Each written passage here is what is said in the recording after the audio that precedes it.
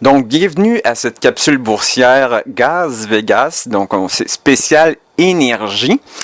Donc, en guise d'introduction, d'abord, parlons de l'importance des énergies dans notre vie de tous les jours. C'est absolument essentiel à notre survie, que ce soit pour se chauffer, que ce soit pour se déplacer.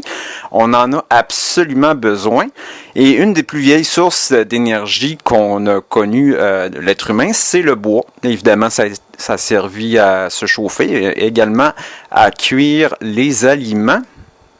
Voilà. Et une des sources les plus abondantes d'énergie qu'on a sur la Terre, c'est le Soleil qui, sans lui, la vie serait absolument impossible sur la Terre. Donc, les énergies sont absolument essentielles, là, tant pour produire les biens et services que pour le transport, évidemment, là, des marchandises et des personnes. Les énergies fossiles aujourd'hui représentent encore, même si on est en 2016, représentent la majeure partie de la source d'énergie qu'on utilise pour produire l'électricité. Donc, le pétrole, le nucléaire, le gaz naturel et même le charbon encore est utilisé aujourd'hui pour produire des énergies. Aux États-Unis seulement, 50% de la production d'électricité est produite à partir du charbon en 2015. Même si on est en 2015, si on était en 2015, on produit encore énormément d'électricité avec le charbon. Et vous connaissez probablement la nouvelle voiture Tesla. Même si c'est une voiture 100% électrique, malheureusement, c'est qu'on a encore besoin d'énergie fossile pour produire cette électricité-là. Puis même au Québec, même si on a beaucoup d'hydroélectricité au Québec, ça arrive que Hydro-Québec doit acheter de l'électricité sur les marchés, donc américain, et donc de l'énergie qui est produite à partir du charbon. Donc, même si la voiture électrique est là, c'est pas encore 100% électrique. Maintenant, revenons à nos moutons, la simulation boursière. Donc, simuler les transactions sur papier ou sur ordinateur, c'est faire du paper trading, c'est s'amuser à simuler des transactions boursières sans avoir à risquer ou à mettre du vrai argent. Maintenant, ici, voici le graphique du pétrole. Donc, on voit l'historique depuis les années 90 jusqu'à 2016. Donc, à votre gauche, vous avez le prix. Donc, on voit que dans les années 90, le prix du baril de pétrole était monté jusqu'à 40$. Et aujourd'hui, il y a eu une explosion du prix. Mais tout simplement, pourquoi? C'est fort simple. C'est que à chaque jour, on a besoin d'environ en moyenne 90 millions de barils de pétrole par jour. C'est énormément de pétrole, donc et la demande ne cesse d'augmenter. Dans les années 90, on était autour d'à peu près 40-45 millions de barils de pétrole par jour. Maintenant, on est rendu à 90 millions. Donc, il y a de plus en plus de voitures qui sont sur la route. Donc ça demande des quantités phénoménales de pétrole. Multiplié à ça, tous les transports par camion, par bateau et par avion, ça commence à faire énormément de pétrole qui est demandé à chaque jour. Donc, la quantité de stock disponible va en rétrécissant et on est obligé de plus en plus d'avoir recours à des sortes de pétrole qui sont énormément plus difficile à avoir accès. Par exemple, les sables bitumineux en Alberta, c'est un procédé d'extraction qui demande beaucoup d'énergie, qui est très polluant et ça coûte cher. Donc, le pétrole conventionnel, facile disponible, est de plus en plus rare et on va de plus en plus loin et dans des régions éloignées pour pouvoir accès à du pétrole. Même, on parle même d'exploitation de pétrole dans l'Arctique.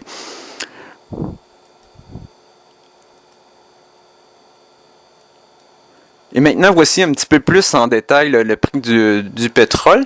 Vous voyez, au mois de février cette année, le pétrole est descendu à 27$ pour remonter à 51$.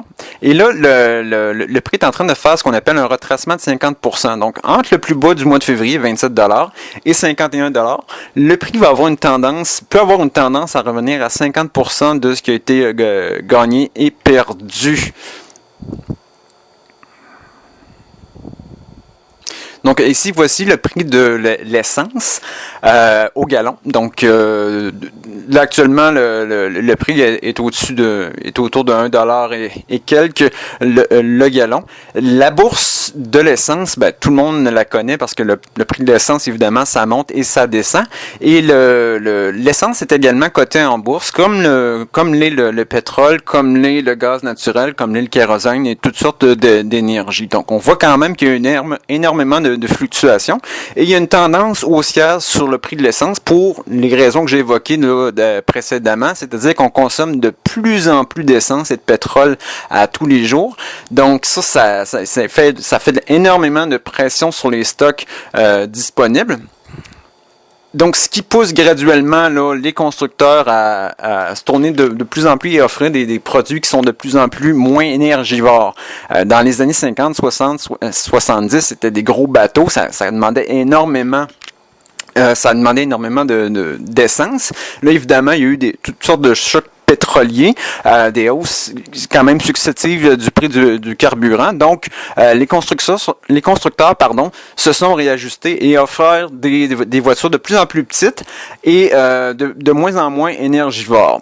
Cependant, ce qui arrive, c'est que avec la baisse du prix des énergies, actuellement, le prix de l'essence et le prix du pétrole a descendu. Il y a, aux États-Unis notamment, il y a le retour de la popularité des 4x4, des VUS, des véhicules qui sont quand même assez énergivores. Donc, et maintenant, voici le prix du gaz naturel. Comme on voit, il y a quand même des fluctuations très importante dans le prix du gaz naturel. Et là, actuellement, le prix est quand même relativement, quand même assez bas. La raison pourquoi que le prix du gaz a descendu si bas, c'est le gaz de schiste. Le gaz de schiste, ça offert beaucoup de gaz sur les marchés, ce qui a fait une pression à la baisse sur les marchés. Mais ça, malheureusement, c'est un procédé d'extraction qui est extrêmement polluant. Puis même, ça peut causer certains tremblements de terre à certains endroits. Donc, c'est quand même assez fragile, l'industrie de production de gaz de schiste. Donc, dans notre simulation, voici le graphique en plus gros. Donc, le prix était descendu à 2$ par mètre cube. Il est remonté à 3$. Et là, le prix cible pour pouvoir acheter pour l'éléphant, c'est 2,50$. Donc, on se parle du retracement de 50% entre le 2, le 3. Ça risque de redescendre à 2,5$. Et de son côté, lui, Land décide que le gaz naturel, c'est fini. Il décide de shorter le marché, c'est-à-dire miser sur la baisse du gaz naturel. Donc, est-ce qu'il a raison ou pas? Juste mentionner une chose, c'est que sur le prix des énergies ou n'importe quel marché agricole ou de denrées agricoles produits, on peut miser tant sur la hausse, position longue, que la position short, la position à la baisse. Donc, c'est possible de le faire via les contrats à terme, via les marchés à terme, ou en anglais les futures markets, ou d'utiliser des fonds négociés en bourse qui permettent de miser tant sur la hausse que sur la baisse des marchés. Maintenant, j'aimerais ouvrir une capsule un petit peu plus philosophique. C'est pourquoi est-ce qu'on a encore besoin de charbon ou d'énergie fossile en 2016? Parce que la planète commence à avoir de plus en plus chaud, ça cause de toutes sortes de changements climatiques. Et la pollution atmosphérique, ça cause des millions de morts à chaque année. Donc, on épuise les ressources, mais aussi qu'on est en train de polluer la planète. Donc, pourquoi est-ce que c'est encore ainsi? Donc, on va prendre une piste de réflexion à ce sujet-là. Voici. C'est que de plus en plus, on migre vers des énergies renouvelables comme l'énergie solaire ou éolienne. En passant, l'énergie solaire, on a assez en 1 heure de rayonnement solaire pour fournir toute une année en énergie aux besoins de la planète. Donc ça, c'est une source d'énergie très abondante et gratuite qu'on commence à peine à développer.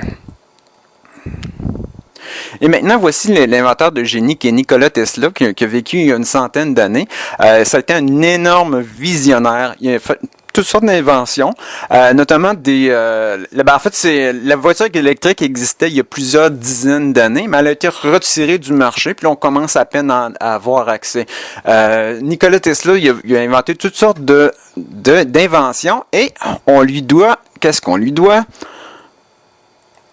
Donc, Nikola Tesla est le père de l'hydroélectricité. Si vous allez à Niagara Falls, il y a une espèce de musée ou un mémorium pour Nikola Tesla, parce que c'est là qu'a été la première centrale hydroélectrique. Et ce que peu de gens savent, c'est que Nikola Tesla avait son laboratoire au Québec, en Mauricie. Et c'est là, entre autres, qu'a développé l'hydroélectricité. Puis c'est grâce à lui, en bonne partie, si aujourd'hui, au Québec, on dépend pas trop des énergies fossiles comme le nucléaire ou le charbon, mais on a eu la chance d'avoir l'hydroélectricité. Et maintenant, on pourra revenir à la question, pourquoi qu'on a encore besoin d'énergie fossile aujourd'hui, encore de charbon, qui est extrêmement polluant. Voici l'ex-astronaute Brian O'Leary. Il est aujourd'hui maintenant décédé, malheureusement. Il a écrit un livre qui s'appelle The Energy Solution Revolution. J'ai eu la chance de le rencontrer à Montréal lors de son passage lors d'une conférence. Et puis, son livre, lui, décrit qu'il y a un cover-up sur les énergies propres, les énergies, ce qu'on appelle les énergies libres. Et lui en appelle à la population à demander la levée du cover-up pour évidemment pouvoir accès à une énergie qui serait beaucoup plus propre que ce qu'on peut avoir actuellement.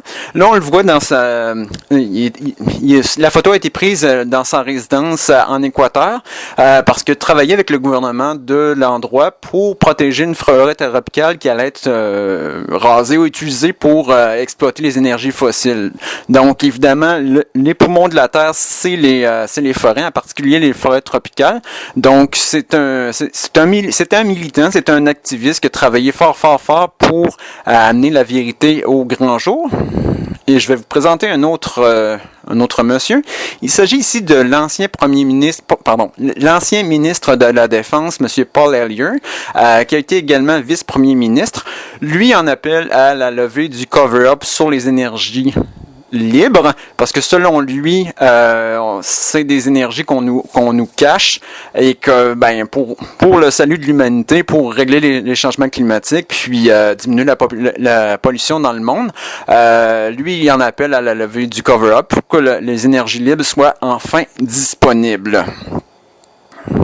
Donc, cover-up sur les énergies libres, mythe ou réalité, je vais vous laisser deviner. Il y en a qui peuvent penser à la théorie du complot et tout. Mais quand même, ça fait du sens parce qu'en 2016, qu'on ait encore besoin d'autant de charbon pour produire de l'électricité, c'est peut-être qu'on nous cache un petit quelque chose. Donc, en attendant la révolution énergétique, il y a encore des millions et des millions de voitures qui ont encore besoin de faire le plein d'essence. Donc, le marché de l'essence disparaîtra pas du jour au lendemain. Éventuellement, on va aller vers probablement la voiture électrique, mais d'ici là, on a probablement encore beaucoup d'années avant de faire la transition entre les énergies fossiles et puis la nouvelle ère vers les énergies libres.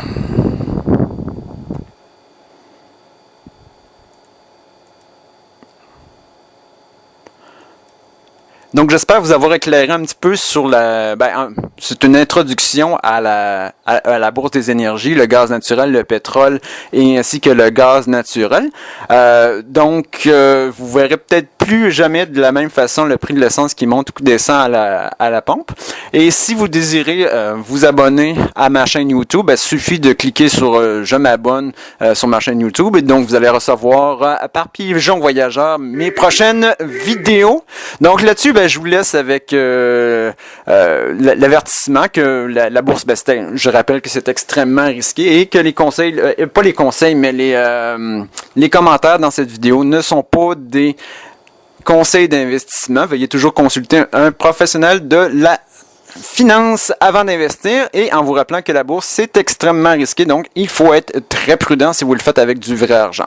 Alors, ceci étant dit, je souhaite de passer une excellente fin de soirée et puis à la prochaine!